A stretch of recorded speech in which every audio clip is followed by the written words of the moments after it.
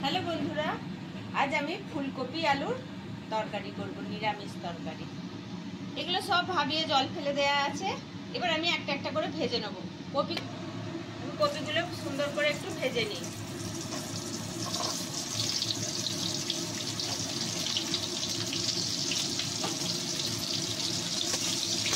कपिगुलो भाजा হোক তারপর আপনাদের দেখাচ্ছি। কপিগুলোর সঙ্গে আলুগুলোও দিয়ে নিচ্ছি, সবগুলো একসঙ্গে ভেজে নেবো। এবার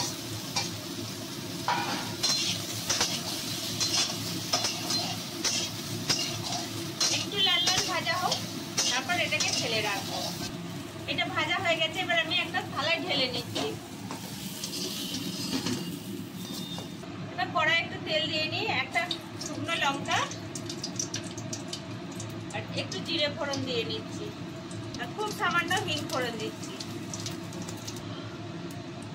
এবার এতে আমি 1 চামচ মতো আদা বাটা দিয়ে নিচ্ছি। এতে হাফ চামচ জিরে গুঁড়ো,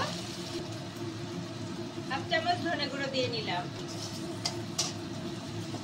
এবার আদাটাকে আমি একটু ভেজে নেব। এতে 2টো টমেটো আমার 4 মগজ বাটা আছে, এটাও দিয়ে নিলাম।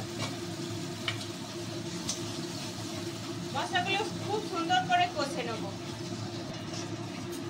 এটা আমি এবার মশলাটাকে সুন্দর করে কষে নেব লাল লাল করে। এতে আমি হলুদ দিচ্ছি না, একটু লাল লঙ্কার গুঁড়ো দিচ্ছি।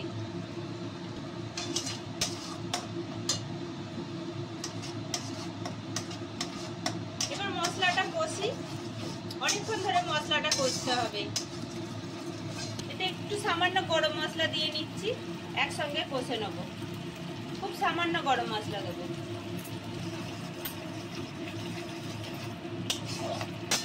আর একটু কষবো আমি এটা। এই দেখুন একটুখানি ধনে পাতা বেটে এতে আমি দিয়ে দিচ্ছি।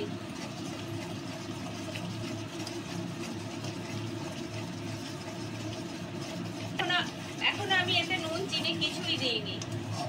আর একটু কষা হবে, তারপর নুন চিনি দেবো। এতে 1 চামচ আমি চিনি দিচ্ছি, আর পরিমাণ মতো নুন দিয়ে দিচ্ছি। এটা আমার প্রায় কষা হয়ে গেছে, দেখুন তেল ছাড়ছে অল্প অল্প। দেখুন এটা আমার প্রায় কষা হয়ে গেছে। এবার আমি কপিটা আর আলুটা দিয়ে দিচ্ছি এতে।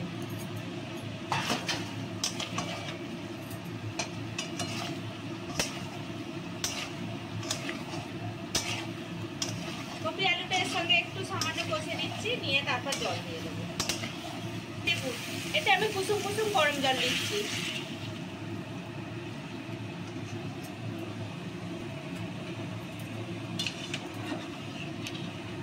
আর একটুখানি জল দেবো, কারণ সবকিছু ফুটবে। এবার এটা আমি ঢাকা দিয়ে 10 মিনিট ফোটাবো। এই দেখুন মিনিট 10 হয়ে গেছে। এবার এটা আমি খুলে নিচ্ছি।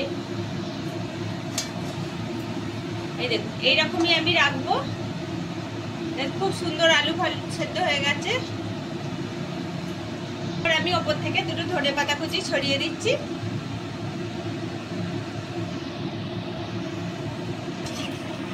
এবার এটাকে আমি নামিয়ে নেব।